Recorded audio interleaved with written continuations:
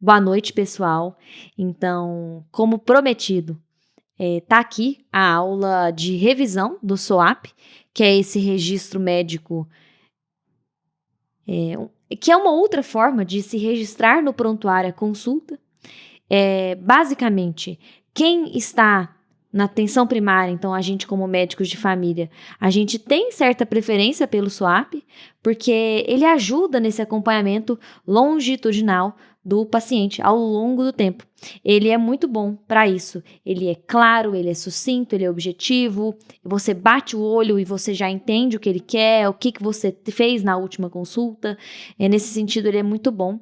E ele também é muito... Ele é um aliado, principalmente em relação ao paciente. Ele é um aliado do paciente. Eu gosto de pensar em níveis de molde, né? A anamnese tradicional, ela é excelente e ela é aplicada em diversas situações. Porém, muitas vezes, o que a gente vê na prática, principalmente no início dos ensinos, né, do ensino da anamnese, é que a anamnese tradicional, ela é muito extensa e ela obriga o paciente a caber dentro dela. Pessoalmente, eu enxergo assim. Então, no interrogatório sintomatológico, por exemplo, acontece muito às vezes de você perguntar sobre sistemas que fogem muito da demanda do paciente do dia, e fica naquelas eternas perguntas, como que tá a pele do senhor, como que tá o sono do senhor, como que tá o coração, tá sentindo palpitação, tá sentindo falta de ar, como que tá o intestino, que jeito que o senhor come, sente dor de cabeça, alteração na visão, alteração na audição, algumas perguntas que são, sim, importantes em determinados contextos. A questão do SOAP, eu vejo o SOAP como o oposto um pouco da tradicional. Enquanto a tradicional faz com que o paciente sempre tenha que caber dentro das minhas perguntas, então o paciente tem que seguir aquele roteiro estipulado, né? Então agora é a hora dos antecedentes pessoais, agora é a hora do interrogatório sintomatológico. O SOAP, ele vive para o paciente. Então ele exige, ele tem certa cronologia, ele tem certas etapas, porém as etapas são em função daquilo que o paciente demanda. E eu acho isso lindo. Ok. O SWAP, ele é um aliado, principalmente para nós profissionais da atenção primária, porque foi percebido que ele é bom para esse acompanhamento longitudinal do paciente. Ele é bom para você revisar consultas passadas, ele é objetivo, ele é claro, ele é focado para os problemas do paciente, e isso é uma coisa que é interessantíssima, que é um dos grandes protagonistas do SWAP, é a lista de problemas, né, que a gente vai conversar um pouco. Enfim, essa aula eu baseei num dos capítulos do Tratado de Medicina de Família e Comunidade, que é o capítulo que trata sobre o registro lá médico orientado por problemas. Por quê? O registro orientado por problemas é interessantíssimo. E dentro dele é como se fosse assim, a gente tem o registro clínico orientado por problemas, que é a ideia geral, e uma bolinha dentro, como se fosse circunscrita dentro dele, o SOAP. Então, o SOAP, ele pertence a esse registro clínico. Essa aula é uma aula que eu fiz pensando na turma, né, do 5º período, que é a turma que está iniciando aí a medicina de família e comunidade na matéria que chama Clínica da Família. Ok, então, como eu dividi a aula? Eu dividi a aula em noções gerais do SOAP, só para lembrar aí, o nome do criador do SOAP é esse Larry Weed. Vou falar um pouco sobre a grande protagonista, na minha opinião, do SOAP, que é a lista de problemas. A gente vai ver que o SOAP, ele não te prende demais nas hipóteses diagnósticas, apesar que você pode sim dar diagnósticos, colocar diagnósticos que pertencem ao CID-10, por exemplo, mas ele vem com essa questão de problemas, que são situações que merecem atenção para uma futura intervenção. Ok. Depois eu vou por etapas, né? Letra por letra do SWOAP. E por último, vou com exemplos de casos, né? Casos reais. Então aqui, basicamente com essa imagem, é o que o SWOAP é. O SWOAP nada mais é do que um tradutor. Você está traduzindo aquilo que o paciente te conta e aquilo que você examina do paciente, aquilo que ele traz para você, para um papel ou para um prontuário eletrônico. Então, ele é um registro da consulta, daquele encontro. Eu acho interessante essa observação, que é uma verdade. Na atenção primária, muitas vezes a gente não vai, em uma primeira consulta, em um primeiro encontro, ter um diagnóstico. Muitas condições que vão ser apresentadas, elas são sintomas, às vezes são sintomas que são autolimitados, eles vão passar, às vezes são sintomas que existem e eles vão sendo elucidados ao longo do tempo. Então, às vezes, tem um exemplo que até acho que é o tratado que cita, que começa com um sintoma que a gente chama de fraqueza, e aí, com consultas e com a investigação diagnóstica, descobre-se que aquela fraqueza, no final, era um diagnóstico que era a anemia ferropriva. Então, não sinta vergonha, e isso é uma questão que é até que gera bastante humildade nesse sentido, uma humildade curiosa, uma humildade de que você sabe que você não tem o diagnóstico ainda, vamos em busca do diagnóstico. E é interessante. Então, muitos problemas da APS são inespecíficos e não possuem, num primeiro encontro, um diagnóstico. Então, repito, o SWOAP, ele diminui essa pressão por diagnóstico. Não é que você não tenha que colocar um diagnóstico quando o diagnóstico é feito. Se foi feito um diagnóstico, se foi fechado o critério de diagnóstico para diabetes, você vai colocar que o paciente tem diabetes. Se foi fechado o critério do diagnóstico para uma hipertensão, você vai colocar que o paciente tem uma hipertensão. Então, só que o problema é que essa pressão de você colocar um diagnóstico por escrito não tem. E isso é interessante demais. Ele foca em problemas. Com exemplos ao longo da aula vai fazer mais sentido. Por exemplo, um problema seria a perda recente de um filho. Não é necessariamente um diagnóstico de doença, ou um desemprego é um problema,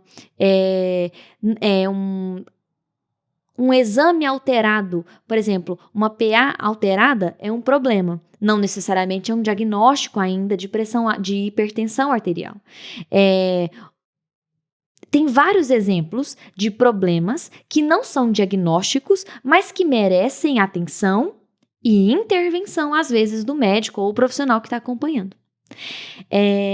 Exige competência, né? Conhecimentos, habilidades, atitudes, o famoso. Por que eu gosto de falar isso? Porque o SWOAP, ele se enriquece ao longo dos seus estudos. Então, o SWOAP, ele pode ser difícil no começo, porque a anamnese tradicional, ela traz várias perguntas para você ali, para seguir um roteiro. No SWOAP, você um pouco depende do conhecimento que você tem dentro de si, que você estudou, que você contém dentro de si, para você ir conduzindo, às vezes, as perguntas que você quer. Bom, quais perguntas agora para isso? Eu estou pensando nesse diagnóstico. O que está faltando aqui para eu perguntar?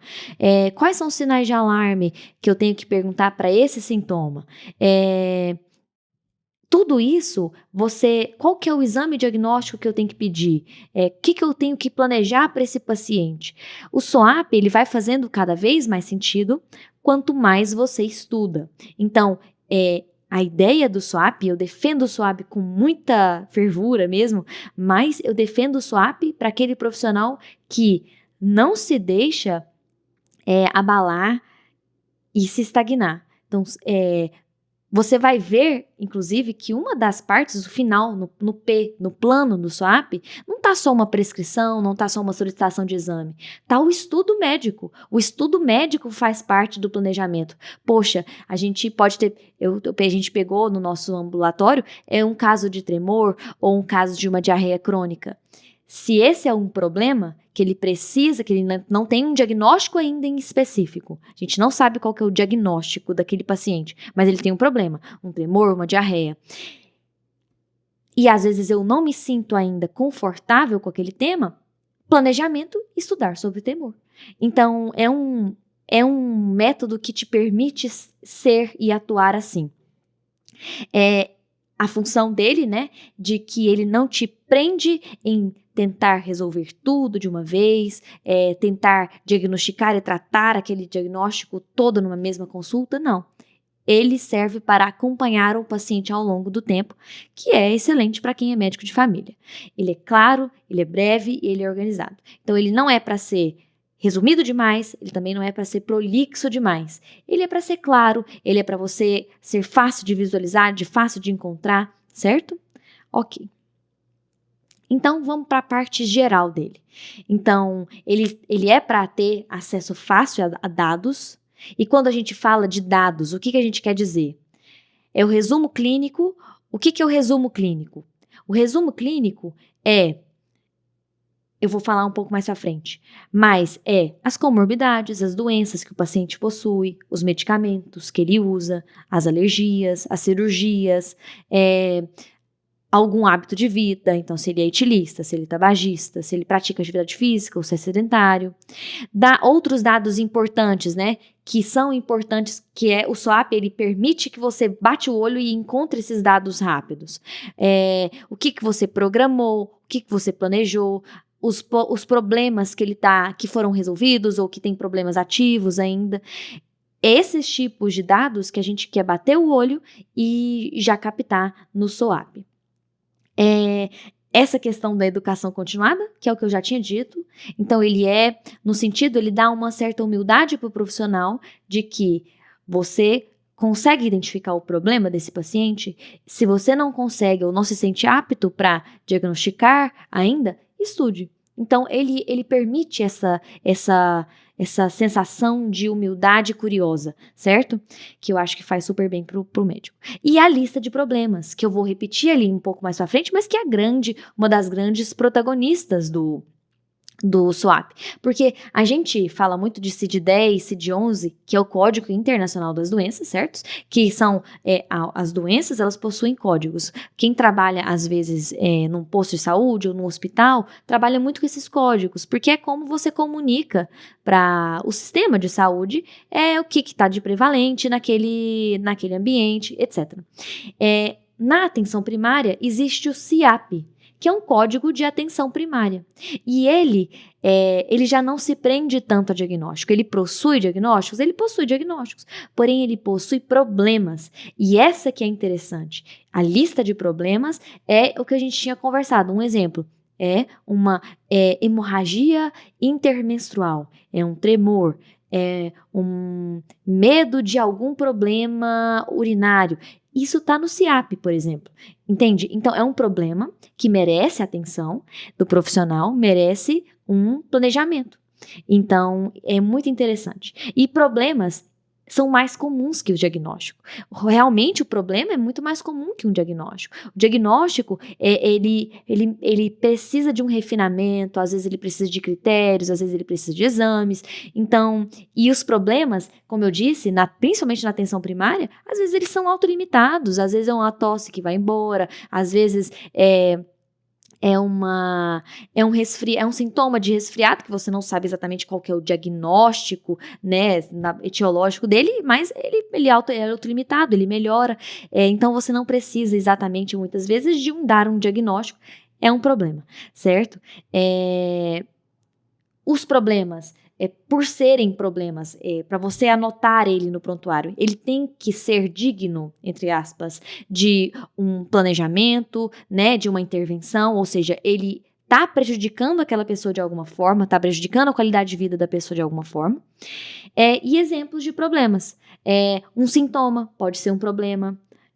Uma alergia importante, você pode colocar na sua lista de problemas. Algum fator de risco pessoal ou familiar. Então, às vezes, é um paciente que já teve uma internação psiquiátrica, compensa colocar na lista de problemas. Ou então, como nós vamos ver num caso seguinte, é um paciente que possui um familiar que infartou muito, muito jovem, 50, 60 anos, vale a pena colocar na lista de problemas. É um exame anormal, às vezes uma pressão arterial alterada, um peso alterado, uma síndrome.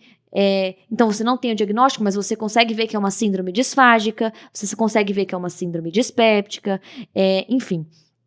Traumas, deficiências ou incapacidades, então uma surdez, cegueira, compensa colocar na lista de problemas. E às vezes não é em si um problema, é uma condição. Então não é algo que gere sofrimento, mas mereça acompanhamento, como uma puericultura, uma prevenção, um pré-natal, certo? A lista de problemas, como ela é a grande protagonista, e é interessante porque ela aparece 2 vezes no seu registro.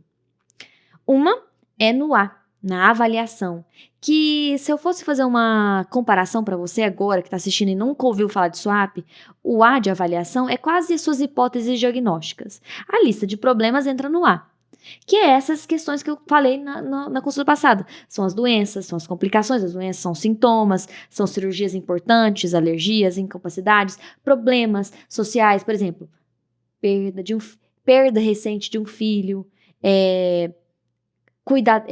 cuidadora que está em sofrimento por pressão, né, de ser cuidadora, ou às vezes é um familiar muito próximo que foi internado por abuso de algum tipo de droga, ou então é um desemprego. Isso cabe numa lista de problemas. Não é um diagnóstico, não é uma doença, porém é um problema que merece ser escrito, ser visto. Além disso, ele aparece na capa. Então, a lista de problemas vai aparecer na capa, ou seja, pode aparecer, varia de profissional, mas ele pode aparecer na próxima consulta. Então, no retorno, você vai reavaliar os problemas da pessoa que foram elencados na consulta passada e você vai colocar lá na capa. Ela estava com isso, isso, isso e isso. Bora atender então agora o retorno, que aí você já inicia a consulta com algumas coisas, porque às vezes você pode voltar, né, nesses problemas. Muitas vezes você vai acompanhar esses problemas ao longo do tempo. Vão surgir novos, outros problemas vão ser resolvidos e vão embora. Alguns você precisa acompanhar ao longo de uma vida, né? Porque são crônicos. Isso é muito importante. Na prática, a gente vê acontecer, porém, geralmente, nos textos de orientação sobre o SWAP, pedem para não se usar termos que não são concretos. Então, não interrogar hipóteses diagnósticas na lista de problemas, não colocar suspeita. Então, não colocar tipo assim, suspeita de lesão ligamentar fulana, ou suspeita de giardíase. Não colocar isso. Preferir colocar o sintoma. Diarreia aguda. Esse, você ainda não comprovou o que é, não coloque termos vagos, não interrogue. Não é o momento de você interrogar no A. No A é o momento de você ser concreto, de você ser verdadeiro, independente de ser simples. É uma diarreia aguda que o paciente tem? Sim. Você está suspeitando que a causa da diarreia dele é giardíase, amebíase, uma parasitose, etc.? Você pode suspeitar. Coloque no P. A gente vai ver que no P, no plano, por exemplo, solicito exame parasitológico de fezes, 3 amostras, por suspeita de amebíase ou para investigação de parasitose intestinal. Então, no P você permite a dúvida. No A, não. No A não é o lugar de ter dúvidas ou suspeitas ou interrogações. O A é o lugar de você colocar o problema como ele é, certo? Ok. E agora, nós vamos para a etapa que a gente vai falar letra por letra. Ou seja, chegamos no SOAP. Como que você vai escrever, né? O que escrever em cada letra? O SOAP, o S, é de subjetivo. Então, é o que o paciente está queixando, é o que ele está demandando para você. O O é o objetivo. Então, é o famoso exame físico, geralmente. É o exame físico e também os exames complementares. É o que o paciente traz para você. Então é um exame laboratorial, é uma mamografia, é uma prevenção, é um ultrassom, um raio-x. Você vai colocar isso no O. O A de avaliação são as suas hipóteses, mas eu não gosto da hipótese. Pense no A como a sua avaliação dos problemas daquele paciente. Então, são é a lista de problemas que a gente tanto fala. E o P, que é o plano, são todo aquele que a gente pensa que assim a consulta ela termina, o ápice talvez dela seja esse momento, né? Que é a prescrição de um medicamento, é a solicitação de um exame, é uma orientação, é um encaminhamento, etc. Ficarei sem as minhas hipóteses diagnósticas? Calma, você tem espaço para suspeitar das coisas? Tem, claro, mas o A não é o momento de você suspeitar. O A é o momento de você ser franco e honesto. No P, permita-se suspeitar. Por quê? O P é que você pode, para você justificar às vezes um pedido de exame. Então, eu estou pedindo um EPF porque ele tem essa diarreia aguda e eu estou suspeitando de. Permita-se suspeitar. Não faz. Você pode falar assim, Letícia, mas não faz sentido. Faz. Por que eu não posso colocar no A? São respostas que eu ainda não sei. Espero ter um dia. Mas espero que esteja fazendo sentido para você. Eu gosto dessa ideia de que você tem que ser honesto na lista de problemas do paciente, mas também você tem que ser claro com você mesmo do futuro, ou claro com algum outro profissional seu que vai ver seu prontuário do futuro, para justificar seu pedido de exame, o que você estava suspeitando na época. Ok? Ok. Subjetivo. Então, aqui entram sintomas, as queixas. Eu tô com um tremor. Eu tô com uma dor de cabeça. Eu tô com uma dor no peito, uma falta de ar, tô com uma tosse. São as queixas. Isso entra no S. Outras coisas que entram no S, por exemplo, demandas. Eu queria um pedido de exame, eu queria fazer um check-up, eu queria um encaminhamento para um cardiologista, eu queria me renovar minha receita, etc. Isso entra no S. Então, você coloca lá a anamnese comum que você faria. Paciente queixa-se de cefaleia, de dor de cabeça há tanto tempo, melhora com tal coisa, a dor de cabeça é de tal jeito. Você vai fazer desse jeito. O S é esse. Outra coisa que serve o S para um retorno é revisar o que já foi feito. Lembra que a senhora veio aqui, teve essa dor de cabeça, a gente passou tal tratamento? Como que passou? É o momento de você colocar no S também, certo? E no S, como a gente é médico de família, essa aula eu não vou falar sobre método clínico centrado da pessoa, mas é sempre bom você ver o que se passa na mente do paciente. Quais são as expectativas do paciente, o que ele tem medo, quais são os sentimentos dele, o que esse sintoma está atrapalhando na vida do paciente, se ele tem alguma ideia, se ele mesmo suspeita de algo que seja. Tudo isso cabe no S. Alguns profissionais, e eu vou dar exemplos para ficar mais claro, gostam às vezes de separar os S's e enumerar S's. Então, por exemplo, S1, a pessoa que se coloca assim, S1, 2 pontos. Paciente vem para check-up. Faz tempo que não faz exames e tem medo de estar com alguma coisa. Um exemplo. S2. Paciente também queixa-se de uma dor de cabeça que vem há tanto tempo. Então, tá vendo que são duas coisas diferentes. Uma coisa é o check-up, é uma demanda dele. E a outra coisa é um sintoma, que é a dor de cabeça. Às vezes, pode vir uma outra coisa, por exemplo. Além da dor de cabeça, eu queria falar de um sangramento, a minha menstruação tá meio estranha. S3. Paciente refere que a menstruação está irregular, faz tanto tempo, Então, tem profissionais que gostam de separar. Por quê? Para não ficar aquele enorme, se você coloca um S só, fica um enorme parágrafo, enorme, grande mesmo, emendando uma coisa na outra. Lembra que o SOAP tem que ser claro.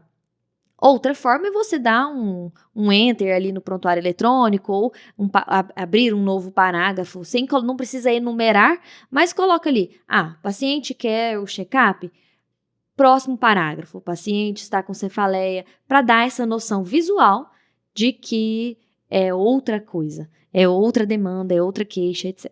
Certo? No tratado, ele coloca o registro clínico dentro do S. Pessoalmente, como eu gosto de fazer.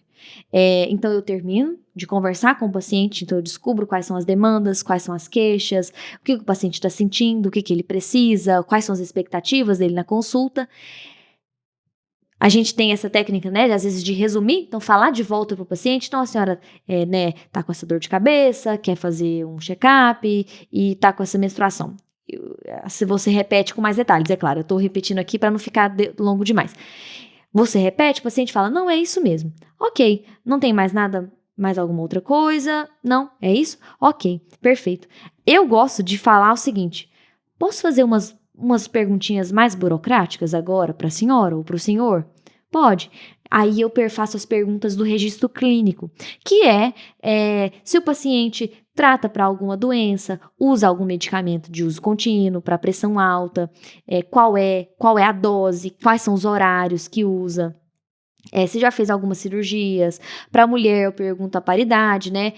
Quantas gestações, quantos foram parto normal, cesáreo, abortamentos, hábitos de vida, se faz atividade física, se fuma, quanto tempo que fuma, quantos maços de cigarro, quantos cigarros por dia, já faz quanto tempo, bebida também, a gente pergunta nesse momento, algum antecedente familiar patológico importante, às vezes, por exemplo, uma diabetes na família, um quadro de AVC ou infarto, alguma neoplasia, aparece aqui no registro clínico.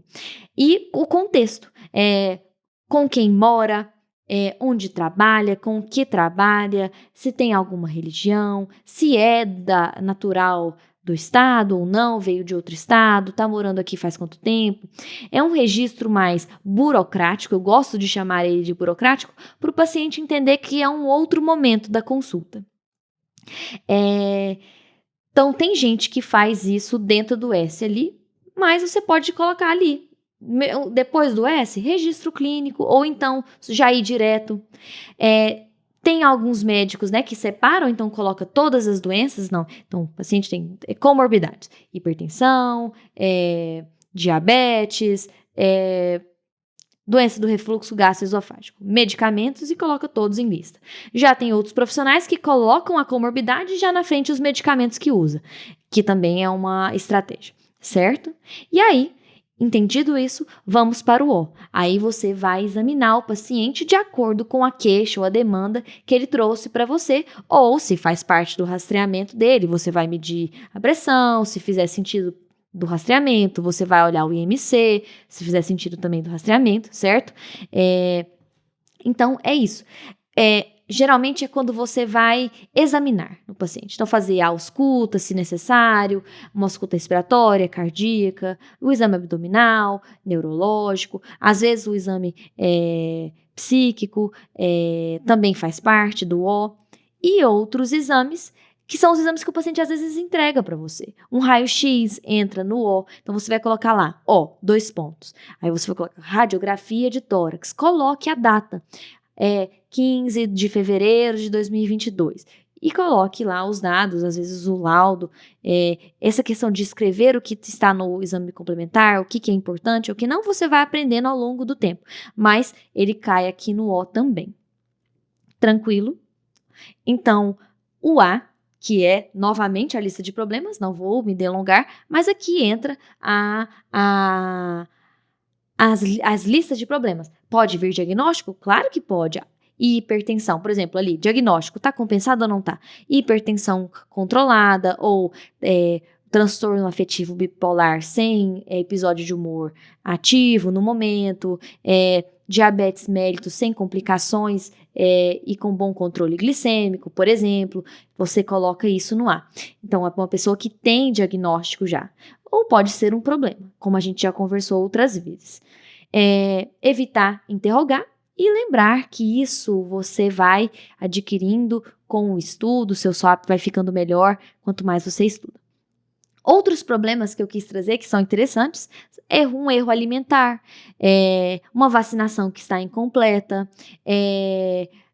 novamente um luto familiar, um desemprego, algum problema socioeconômico, alguma crise familiar, um parente que foi internado, ou uma sobrecarga do cuidador, etc. Certo? Isso são problemas. Não necessariamente diagnósticos, mas problemas, certo? E o P é o que eu falei para vocês, é o planejamento final. Então, são as prescrições de medicações, as orientações, por exemplo, você vai orientar a atividade física, ou você vai orientar o uso de insulina, você vai orientar o uso da bombinha, uma orientação quanto a dieta, você vai fazer procedimentos. Então, às vezes, como médico de família, a gente faz uma prevenção, às vezes a gente faz cantoplastia, que é a resolução ali da unha encravada, às vezes a gente vai tirar um cisto, é um tipo de procedimento, solicitar exames, alguns exames de rastreamento ou algum exame diagnóstico e, quando necessário, a gente faz os encaminhamentos. Tudo isso escrito, né? Tudo isso escrito direitinho.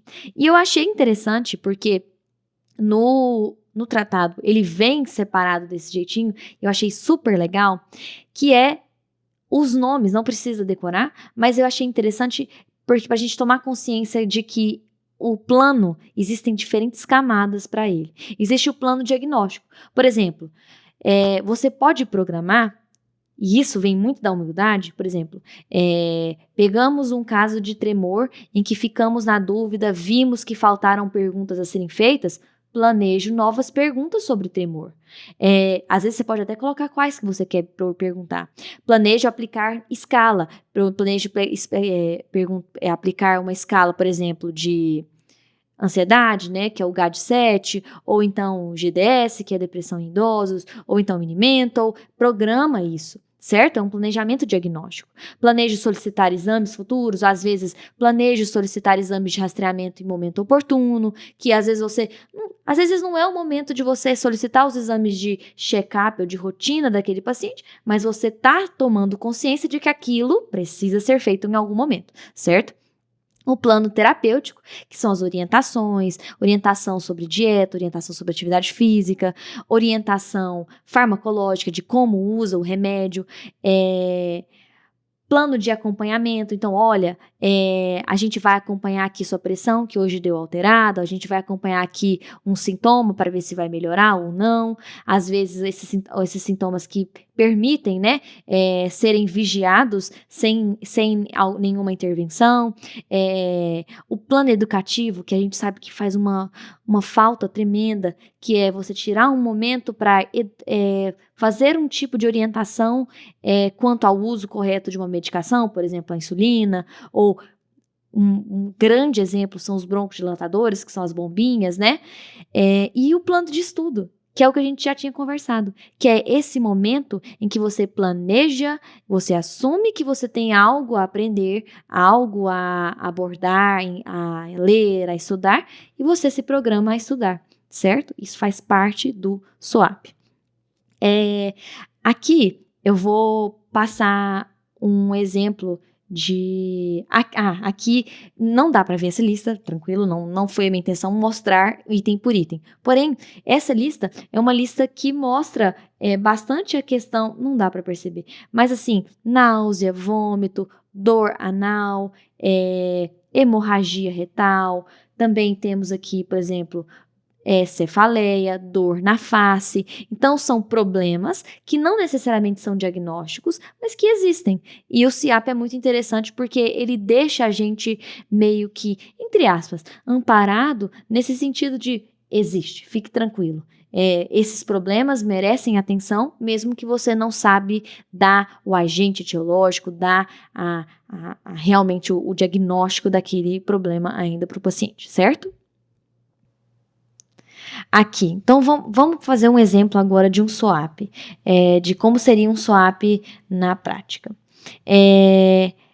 Nesse caso em específico, não foi enumerado. Então, ele narrou as demandas. Primeira demanda, segunda demanda. Porém, tem pessoas que colocaria S1, S2, como já foi conversado. Então, vamos lá.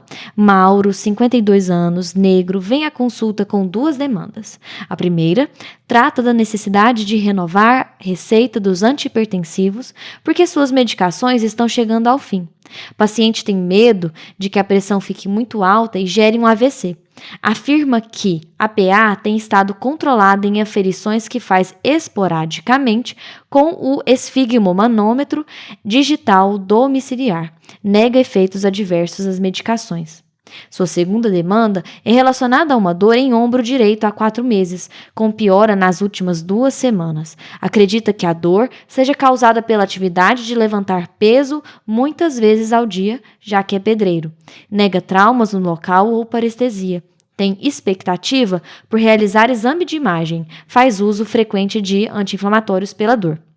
Medicações em uso, hidroclorotiazida de 25mg, 100, né? Ou seja, um comprimido cedo, nenhum à tarde, nenhum à noite. Enalapril de 20mg, 101, um comprimido cedo, nenhum à tarde, um à noite. E Torcilax SOS, tem usado quase diariamente nas últimas 2 semanas. Então, aqui é um paciente que veio com 2 demandas, certo?